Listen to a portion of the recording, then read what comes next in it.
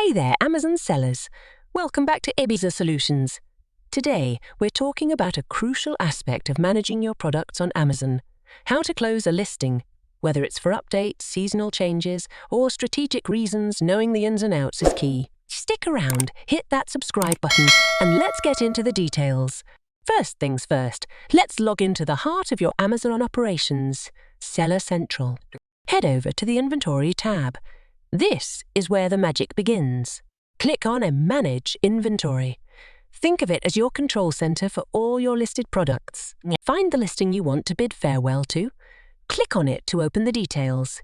Click on the adjacent arrow to the Edit button and then click on a Close Listing from the drop-down. Confirm your decision, and there you have it. The listing is closed. You can find the option to close a listing at two places in Seller Central. And there you have it, sellers.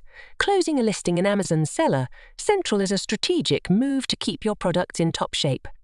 If you found this tutorial helpful, give it a thumbs up, share it with your fellow sellers, and don't forget to hit subscribe. Until next time, may your listings be ever optimized.